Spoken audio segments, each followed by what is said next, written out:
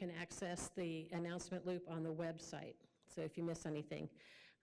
You'll notice our new shirts, first ever Club History t-shirts have come in. Thank you all for supporting the project. Those of you who have pre-ordered those shirts, please be sure to see Kathy out in the hallway and pick those up this evening. She did order a couple of extras. Sizes medium, large, extra large are $20, and 2XLs are $22. If you'll see her out there and pay cash or credit or check, then we'll be able to take care of that.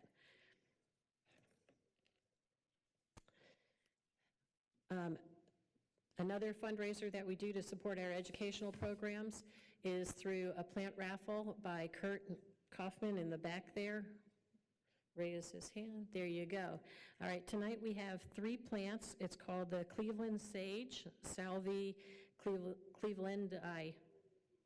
It's either Cleveland 2 or Cleveland I. I'm not sure which it is, but it's a beautiful flower.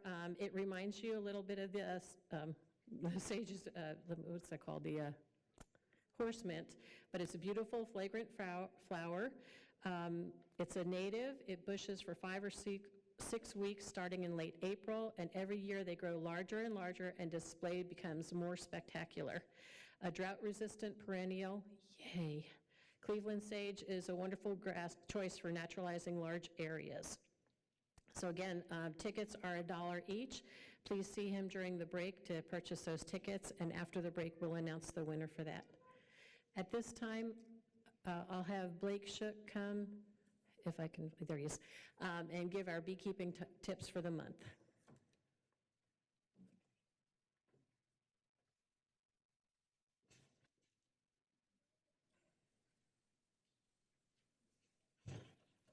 Good evening.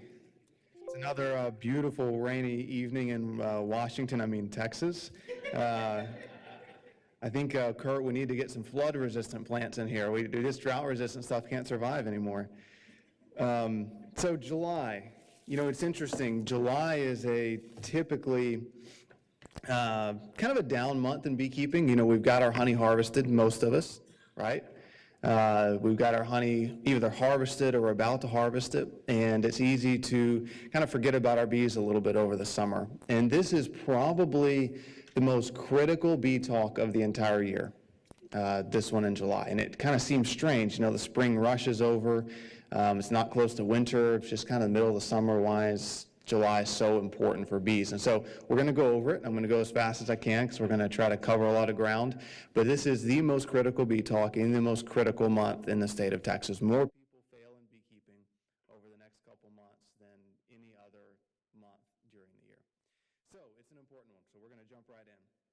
If you have questions, feel free to shoot up a hand, and I'd be happy to answer them as we're going along. Honey harvest, we talked about that quite a bit in June, so we're not going to spend a lot of time talking about harvesting honey. I think I said in June that harvest by July 1st, you'll be just fine. Well, it rained a bunch in June, so the flow stretched out a little bit longer than we're used to seeing it. It is largely over now, but there are still some areas where it's still trickling in. We're still seeing some of the Indian blanket is still hanging in there. Some of the scabiosa is still hanging in there. We've got some of the summer flowers starting to come on. So there are areas where your bees probably are still bringing in some nectar. By and large, you're definitely at a point where it's safe to harvest. Remember we talked about in June, you can hold that frame of honey over the top of the hive and you can shake it, and if no nectar comes out, then it's cured and it's ready to harvest. If that nectar rains out of the frame, then it's probably not cured yet. The snow on the mountain or snow on the prairie, I never can remember which one it is, but the one we have around here is getting fairly close to blooming. I've seen some that's about 1 to 2 weeks away, depending on what the weather's like over the next couple weeks. And if you remember, when that snow on the mountain starts blooming and the bees collect that nectar, it makes your honey very hot, burns your throat when you swallow the honey. So in this area, the goal is always to get the honey off before the snow on the mountain starts blooming. So I would say in general, you've got a couple weeks at the most before you need to get that honey off to prevent that snow on the mountain from kind of contaminating your honey. So not a lot of time on there because we did talk about it quite a bit last month. Are there any quick questions about extracting or harvesting your honey before we move on? Yes, sir. Sure.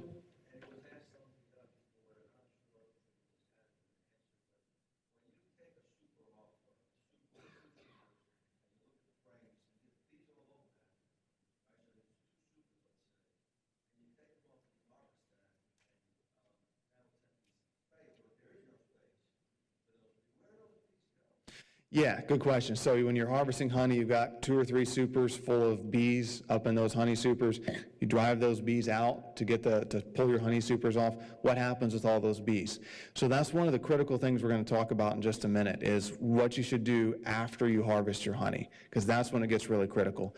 I'll jump ahead just a bit, and you're going to want to put at least 1 box back on the hive. To give them some room over the summertime, so they're not quite as packed. But yeah, so we'll dig into that in a bit. But yeah, great question, very important point. Other questions on harvesting or pulling honey? Everybody have a good crop? Yes?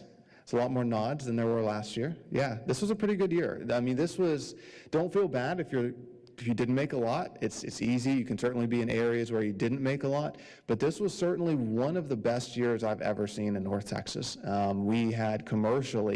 We had some yards that we left here through June, and we would have 250 hives in one location, and they all made 30, 40 pounds of honey, which is kind of unheard of in this area, to have that many in one location and for them to make that kind of a crop. So it was a very good year. These wet cycles are kind of starting to pay off a little bit. Okay, so we're going to talk about winter prep in July. And this isn't a typo. This is one thing that a lot of folks forget, that winter preparation begins right now. A lot of people think, well, when that first cold front blows in October or November or, December, when that first cold front really blows in, they think, oh, I better start feeding my hive. I better make sure varroa mites are taken care of. Got to start plugging up the entrance, make sure that my hives prep for winter. And at that point, it's just way too late. And so winter preparation begins when you harvest your final honey crop of the year. So if you've harvested your honey, your focus from here on out needs to be prepping those bees for winter. And we're going to get into what that means a bit. Texas summers are very difficult on bees. They're actually much harder than the winters. We have very mild winters here.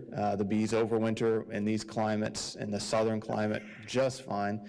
The summers, however, are very, very difficult on them. Everything in a bee's biology is telling them to shrink. There's no flowers blooming, or there's limited flowers. It's incredibly hot. The bees just get very lethargic. If you go out there in a 95, 98 degree day, the bees are just kind of, they don't care if you're there or not. They're kind of lethargic. They're not really raising a lot of brood. And so you need to ensure there's a reliable water source nearby. So if there's a pond or a creek that doesn't go dry, that's perfectly fine. If the pond or creek, well, not this year, but most years they go dry, and so you need to provide a water source that's nearby, that's not your neighbor's swimming pool. You want to ensure that every single one of your hives has at least 1 box above the brood box. So if you've got 1 deep box and that's your brood box, you want to make sure they've got at least 1 more box above that. Otherwise, they get way too hot. You don't want your hive to be a single-story hive this time of year, because there's just no insulation between the hot sun and your bees. So if you've got double deeps, if you've got 2 deep brood boxes right now, that's fine. You'll be good. But you don't want your hive to go over the summer with just 1 deep box. So make sure you've got at least, usually after we harvest honey, we go back and we put 1 box, one of those boxes we harvested out of, we put it back on the hive. Like I said, unless you're running double deeps, and then you're in good shape. If you want to really kind of go crazy and take really good care of the bees, you can put an empty box up on top of the hive and put the lid on top of that, just a box with no frames. And that'll create a kind of a dead air space and a heat cushion to keep the hive a little bit cooler. So that's always a good thing to do if you've got a spare box. And then, of course, you can always crack the lid for ventilation. When I do that, what I like to do is I like to crack it between the inner cover and the telescoping cover. That way you don't have direct access for robber bees to get into your hive. They have to kind of get up between the covers and go through the hole in the inner cover. If you have a robbing problem, you can actually put a screen over that hole in the inner cover so that bees can't get in and rob out that hive. There's an example of robbing. You don't want that.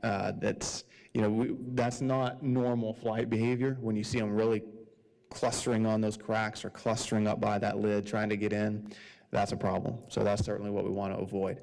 One tip is after you extract your honey, instead of just taking that super home and sticking it on your hive, wait till dusk to put that extracted super back on your hive, because when you just pulled all the honey out of that super and it's a little bit sticky, it smells really strongly like honey. If you just go throw it back up on top of your hive in the middle of the day, then all the bees in the neighborhood are going to smell it. They're going to want to come get a taste. And so you want to throw it on in the evening, and that way the bees have all night long to clean it up, to lick up the honey, and then by the time the sun comes up the next morning, it doesn't smell much like honey anymore.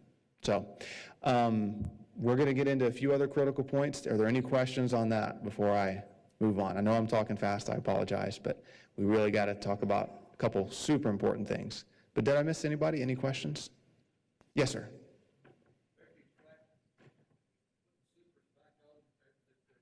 Mm-hmm. Yeah, great question. So after you extract the honey, is it okay to put the supers back on? Can you leave them on, or do you need to put a different box on? There's a variety of ways to do it. Some people will put the supers back on for about a day, let the bees clean it all up, patch up all the honeycomb you broke during extraction, and then they'll pull them off, and they'll put maybe a deep brood box back on. There's nothing at all wrong with putting the supers back on and just leaving the supers on either. Now, your queen's probably going to go up there and lay some brood over the summer, which isn't the end of the world. I wouldn't go put 3 or 4 supers back on. I would just put a maximum of maybe 1 back on, 2 at the most, but you don't want them stacked way up high over the winter. So just putting 1 or 2 back on and leaving them, that's perfectly fine. Good question. Did I miss anybody else?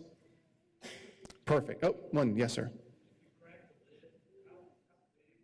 Yeah, great question. I didn't address that. So if you crack that lid for ventilation, how big of a crack? About a half inch, just enough so they can get some airflow to circulate through the hive.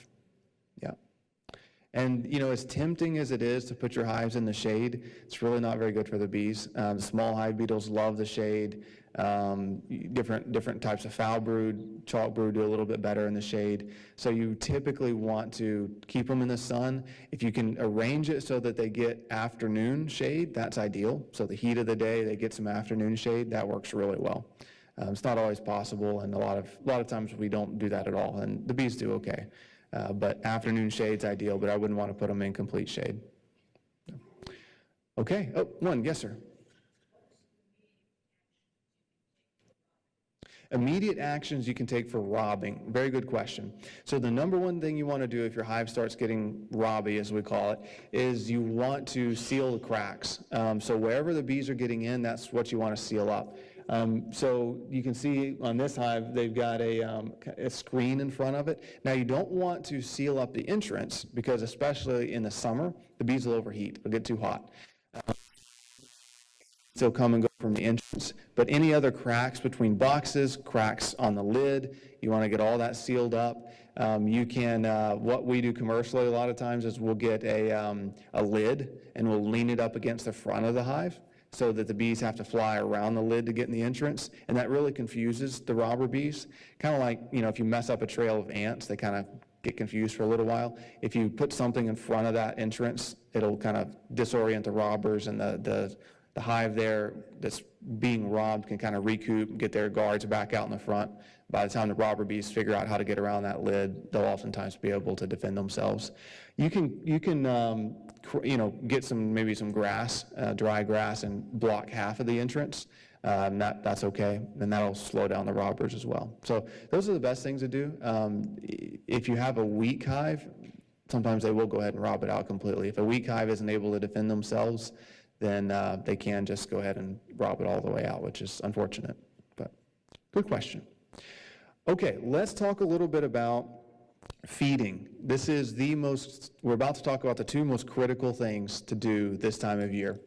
So we pull all the honey off of our bees, and we just pulled all the honey off of our bees. That's their food. And so it's really critical to go back and replace with syrup if you didn't leave honey for them, which a lot of beekeepers don't, and that's fine. If you pulled the majority of their honey, then you need to go back and replace that with syrup. Even if you left some honey for the bees, As we get into later into July, as we get into August, there's virtually no nectar coming in. And so the bees are going to consume that food quickly. Even if they still appear to have 2, 3, 4 frames of honey, if the bees know that there's no fresh nectar coming in, they are going to slow that queen down. They're going to say, whoa, put the brakes on. They're going to make her stop laying, which is going to start weakening the hive over time. So we want it to always appear to the bees as if there is plenty of food, because that's going to end up making the hive much stronger in the long run. So what we like to do and what we recommend is maintain a 30-pound surplus of either honey or stored syrup in the hives at all times. So if you pulled off a medium super of honey and you don't have another box there for it, another medium super full of honey, then we would start feeding them until they have about 30 pounds, and I'm talking about in the second box. So kind of ignore the bottom box. That's where the brood rearing is going on. I always expect there to be 2 to 3 frames of honey down there. I'm always looking for at least 30 pounds of surplus in the upper boxes. And if there's not that, I'm going to be feeding until they have that amount maintained.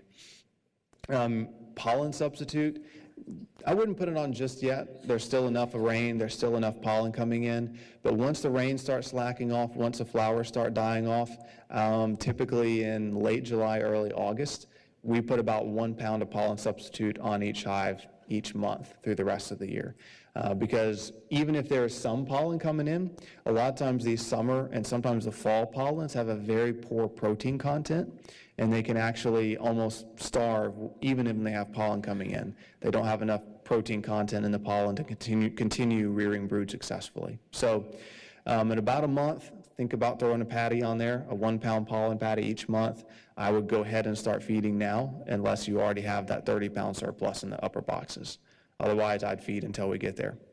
You can feed them kind of a trickle. You can give them maybe a half a gallon a week or a pint jar a week on the front of the hive, and you can put boxes of foundation on this time of year. And if you keep a steady trickle of syrup fed to them, they'll draw out foundation for next year.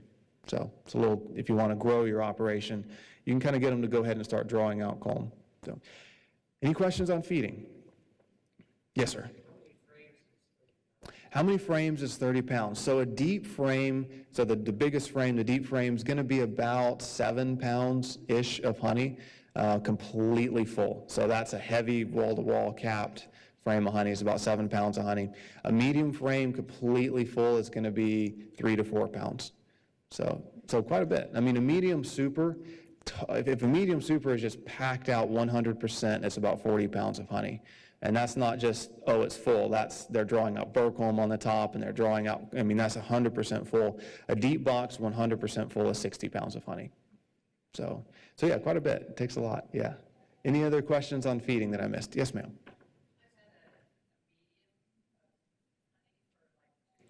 Okay. Yes, yeah, so she had a medium honey for 2 years. Yeah, it's still great. The bees will eat it, no problem. Absolutely. Yeah. Lisa? Good question. Are we adding any supplements to our syrup? We pretty much always, no matter what time of year it is, we add essential oil supplement. So it's Pro Health from Man Lake. It's Honeybee Healthy. I think Data sells that one. The one we sell at Texas Bee Supply is Pro Health.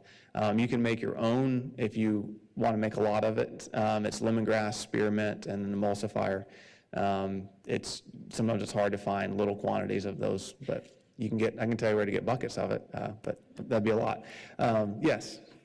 Can you go into trickle feeding, please? Yeah, so the trickle feeding was if you want to get your bees to draw out foundation over the summertime.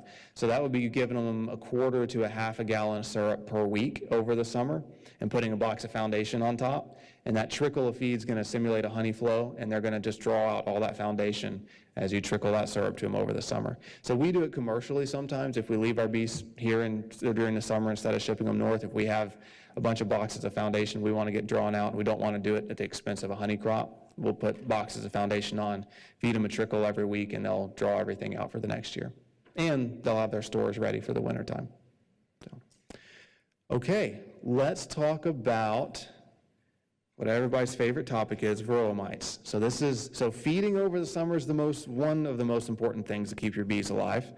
The next is taking care of varroa mites. Now, this is a tricky one Because varroa population typically hits its peak in July and August. So we're going into the peak time of year for varroa mites. This is the leading cause of death for winter death. It's interesting because a lot of folks say, well, my bees look fine over the summertime. They started getting weaker in the fall. I went out there halfway through the winter and all the bees were gone. What happened? And 90% of the time, it was because varroa mites weren't taken care of way back in the summer. So nothing happened over the winter. Varroa mites don't just kill a beehive. They weaken it to the point that it can't survive in the long term. So you could have a huge population of varroa mites now, and you may not even notice for months until the fall starts getting here.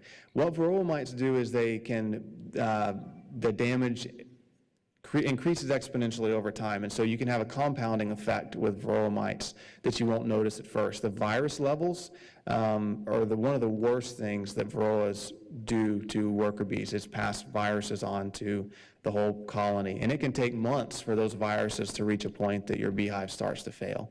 So, so oftentimes, not taking care of varroa mites when they reach that critical point in July and August is what actually ended up killing the hive. But we don't recognize that because, it's the middle of the winter, and so we don't always think back to what happened in July.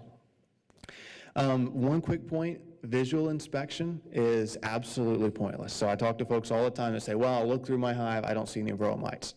If you see varroa mites in your hive, then your hive has just about had it. It's just about over. Varroa mites, we've all seen the bee pictures, right, of the varroa mite riding right there on the back of the bee. That's actually very abnormal. They don't like to ride on a bee's back. They actually wedge themselves beneath the plates in a bee's abdomen. So they're virtually impossible to see with a visual inspection. And the greatest damage they actually do is underneath a capped brood, which you also can't see. So a visual inspection doesn't really mean much of anything at all. It's you have to do other inspections. One thing that we use a lot of commercially, and we have it over at Texas Bee Supply, this is just a really handy field kit for testing for varroa mites. Super simple, just takes a few minutes, and they're really cheap. And so this is what we use a lot of times to test quickly and easily to see what our varroa mite levels are. If you don't want to take the time to test for varroa mite levels, I can pretty much tell you if your bees haven't been treated yet this year, you're going to have high levels in July, almost hands down. But I always recommend testing just to confirm. If you have more than 3 mites per 100 bees, you absolutely need to treat or do something to mitigate the effect of them. So more than 3 mites per 100 bees is definitely a problem. Or, if you're not going to test, then at least treat in July. Who lost their bees to varroa mites last year? Okay, there's a couple, you, sir? Okay, this one's for you, and this one's for you guys. So maybe that'll help you a little bit this year. We lose a lot to varroa mites every single year, and it's just kind of a horrible evil of the beekeeping world. So maybe that's a small consolation. Okay, let's watch. We'd like to introduce you to the varroa mite. Well, to be precise, we'd like to introduce you to millions of varroa mites. Why so many? Well, when it comes to the varroa mite, there's no such thing as just one. And if you'd like to see how an infestation starts, you need to look no further than your own bees, especially drones, as they're pretty social and like to travel between hives. Since varroa mites don't have any wings of their own, they slip into hives by hitching a ride on the backs of adult bees. And for the lucky mite, the trip includes an in-flight meal, as varroa mites will begin feeding on bee blood within a few minutes of clinging to the bee. Once they've entered the hive, varroa mites slip undetected into the vulnerable, uncapped brood cells. This is where the mites lay in wait until the bees cap the brood. Once a cell is capped, the mother mite, like a tiny vampire, climbs atop the cocoon of the developing bee, tears open a hole, and begins to feed on its blood. Within 3 days, the mother mite lays her first egg, which always develops into a male. Then, she lays 1 female egg every 30 hours over the next week or so in her newly acquired home under the brood cap. And as each of these female mites mature, they mate with their brother. By the time the baby bee develops and leaves its infested cell, as many as 3 fertilized mites will emerge with it, and the cycle continues. Using this strategy, the varroa mite population can grow as fast as the bee population it feeds on. But when summer ends and the bee population declines, the hive is left with a huge mite population, and that's dangerous. Too many mites in a hive will overwhelm and kill entire bee colonies. So what does that mean for everyone's favorite insect, the honeybee? We'd like to introduce you to the varroa mite. Sorry. Well, to be precise, we'd like to introduce you to millions. So one quick point I wanted to make. So if you notice that graph that they showed, you notice it was peaking in July, August, but you notice it didn't completely, it wasn't even gone over the winter months. So it didn't fully kill the hive until early the following year. So you'll oftentimes see that peak in July, August, but then you'll still have a smaller and smaller, weaker and weaker hive throughout the rest of the winter, or the summer. Millions Let me of see if I can varroa fast mites. forward through this. Why so many? Well, when it comes to the varroa mite, there's no such thing as just one. And if you'd like to see how an infestation starts, you need to look no further than your... I'll do the old-fashioned way here. Any questions so far on varroa mites? Yes, sir. Yep.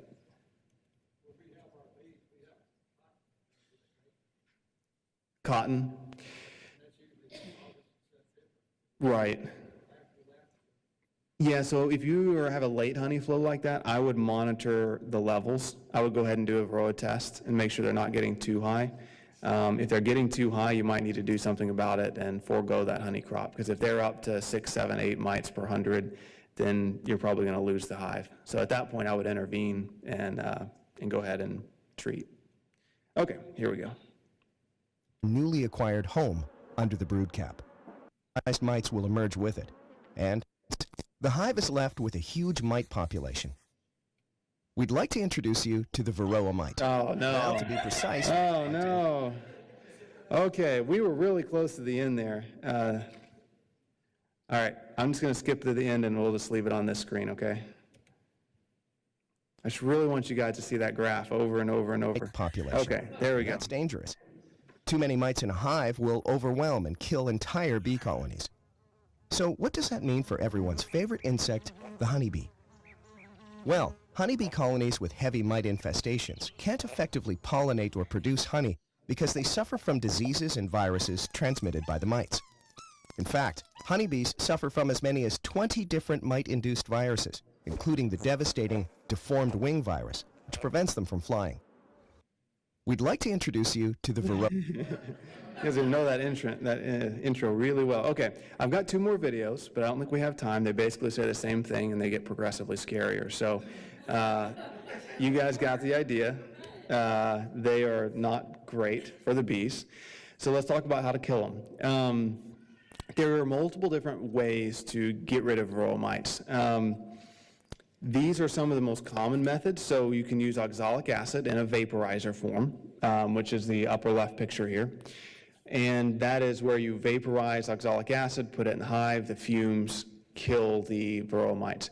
Unfortunately, I don't have time to go into exactly how to do each method. If you buy any one of these products, it's going to come with thorough instructions on how to use it. My problem with oxalic acid is it works very, very well in a broodless period, which is not what we're in during our summer and fall months. In Texas, we might not be broodless until November, and at that point, it can oftentimes be too late. So oxalic acid works. It's pretty effective, mostly when you're in a broodless period. So you can use it, but I would test my mite levels before and after and during and make sure it's actually working for you. HopGuard 2 is a very natural treatment. It's made from hops, which they use in beer, of course, and it can be applied, they say, even during a honey crop. We've used it with some success. Sometimes it works really well. Sometimes it doesn't work very well at all, and that's typically what you find with the more natural treatments. Is sometimes they work great, other times they don't work at all. HopGuard can be very humidity dependent. The higher the humidity is, the less it works, which is kind of a problem on a year like this where we have decently high humidity. HopGuard, again, if you're using it, I would test after you finish the treatment to make sure it actually worked. ApiGuard, that silver, the golden tin, is a thymol-based product. It works very, very well. The problem with it is it needs to be under 80 degrees to use it. So again, December. And so if you put that in the middle of the summer, it's a fumigant, fumigates, It fumigates too quickly, and it can actually make your hive abscond. So again, that's a great one to use in the early spring. So that's a great March treatment, but not so much in the summertime. The best one, the most effective one, is called Apivar. It's the one on the right there. It is a chemical treatment. The good thing about it is that it has what we call a very, very short half-life. So the residue dissipates very, very quickly once you pull that out. That strip, it's a plastic strip, once you pull it out of the hive. It's got about a 98, 99% kill rate, so it's very, very effective. And I would never use it before or during a honey flow, but using it right after the honey flow, you've got almost a year before you make honey again. It dissipates very quickly once you pull it out, and it's extremely effective for getting rid of the varroa mites. I would still do a mite test after this one to confirm that it worked, but it typically always works. So it's if you just want to get rid of the mites, that's by far the best way to do it. Things like powdered sugar method, drone frames, screen bottom boards, those are all great things. They all help. No one of those things is going to eliminate varroa mites, though. They all put a Band-Aid on it, or they get rid of a few mites, but if you've got a mite infestation, they're not going to get rid of it. So, any questions on mites? Yes? Mm-hmm.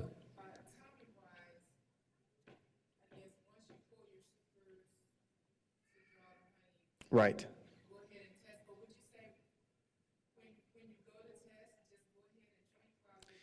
Great question. Yeah, so when to do the treatment.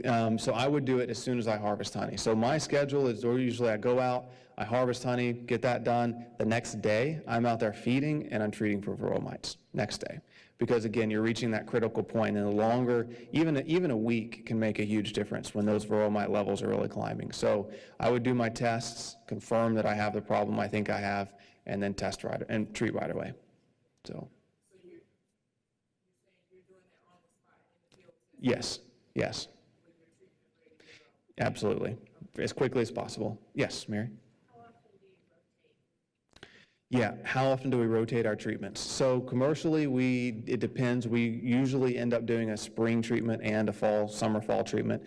We love using the Apigard in the spring and then the Apivar in the fall. And so that's enough of a rotation for us that we never see a developed resistance.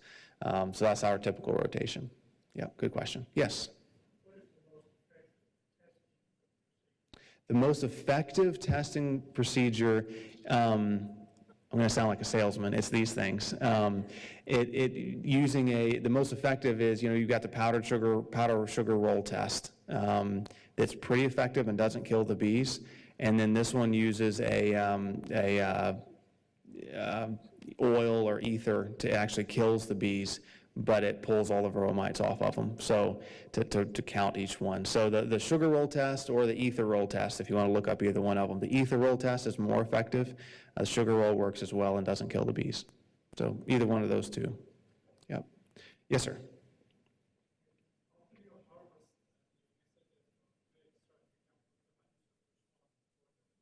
Right, right. Yes, so if you put your honey supers, after you extract honey, you put your honey supers back on the hive, can you put the Apivar in to treat for varroa mites?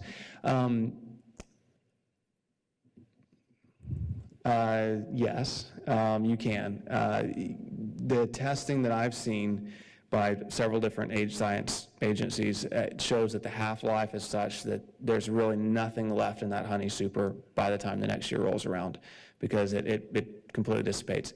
Now, I would refer you to the instructions on it. I can't recall at the moment actually what they say, but I would follow the instructions.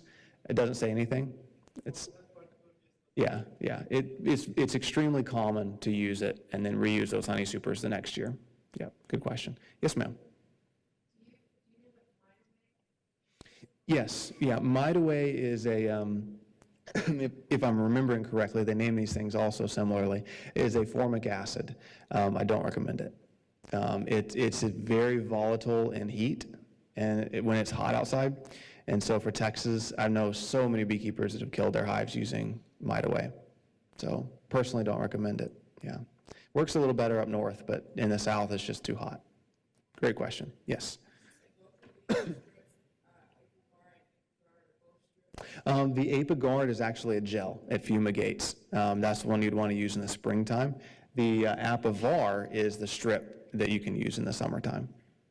So, yep, Apivar summer, that's the plastic strip. Apigard is the thymol gel that's a better springtime use. The gel, it's just, you basically open up the tin and you stick it in between the two boxes on your hive in the spring and you're done. Very easy. Yep, very easy. Did I see another hand back there? Nope, nope. Yes, sir. So the Apivar strips, you place them in the blue box only, or in every box that you might? Yeah, so placement on the Apivar strips, it actually has a diagram on the back of it that kind of shows, but you're putting them between the frames. And if you have 2 brood boxes, I think you're putting 2 strips in each box. If you have 1 brood box, I think they tell you to put 4 strips in the bottom box. Yeah. It's been a while since I've bought it in that package, so. Any other questions? Yes, ma'am. Mm-hmm. Yeah, so if you got 2 deeps, I'm pretty sure, Debbie's probably back there smiling. You probably know exact right answer, but I'm pretty sure it's 2 strips in each deep for the Apivar. So, any other questions that I missed? All right. Yes, sir.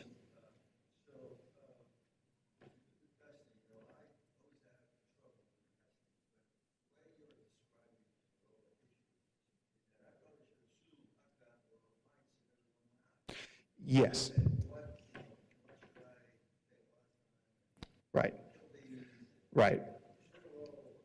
Right. Yeah.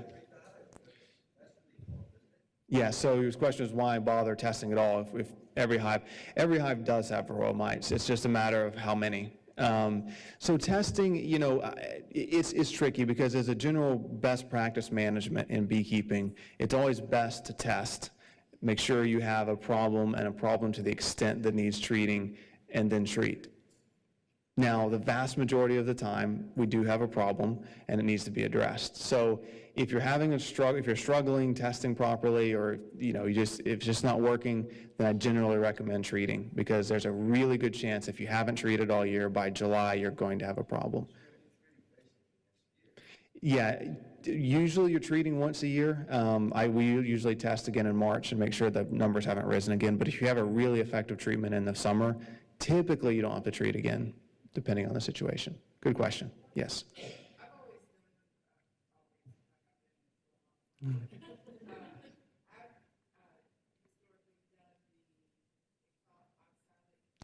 Mm-hmm. Mm-hmm. Which is a Mm-hmm. 3-week Right. process. So with these, you put them in and you leave that in for how long? The 40 days, I believe. Yeah, the Apivar strips go in for 40 days, and then you pull them back out. Mm-hmm. Yeah, pretty simple. Yeah, good question. Okay, any other quick ones? Yes, sir.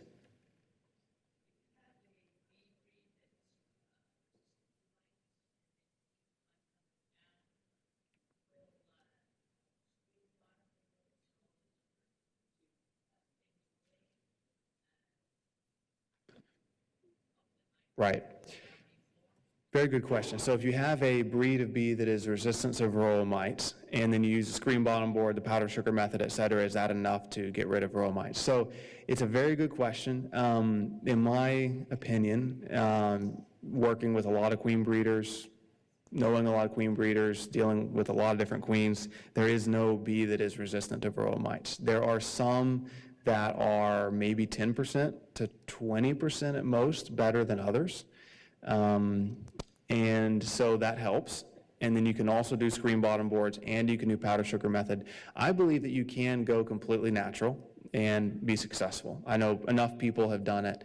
And the problem is it takes a lot of work and a lot of consistency. And so like powder sugar method, you've got to be out there almost every single week doing it. You've got to have bees that are actually really somewhat resistant, and you might have to do a couple other things. So it can work, but in general, it takes a lot of work and a lot of diligence to pull it off. Now, there's always the folks, every time I say this, someone always comes up to me and goes, well, I haven't treated in 5 years, and my bees have been alive for 5 years. That's great. It does happen. There is natural resistance. It does happen, and some bees are able to resist varroa mites, but it's an anomaly. And so as a general rule of thumb, no one should assume that we have bees, that they have bees that are just going to be okay.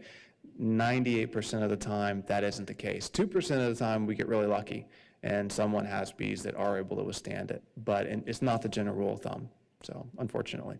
Someday, hopefully, we can keep breeding and it will be. That's the long-term solution, but we're not quite there yet. Okay, a couple more really quick points, and we're going to wrap it up. Don't forget to treat your stored honeycomb with wax moth crystals. Those varroa mites, not the varroa mites, the wax moths love eating it, so make sure you get that treated. This is severe wax moth damage. That's when you would throw the frame away or recoat the frame with foundation. This is not severe. If it's just, whoop, hello. That looks pretty severe to me. There we go. So that's, if it's just that, we would just stick it in the freezer to kill the larva and stick it back in the hive.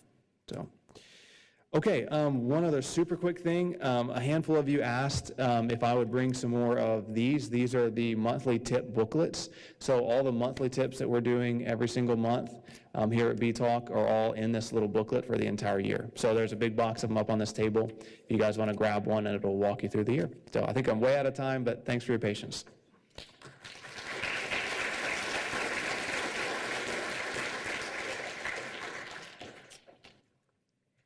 Great job, Blake. At this time, we will, let me see. Yes, we'll go ahead and take a 10-minute break. If you could remember, we have the plant raffle going on in the back.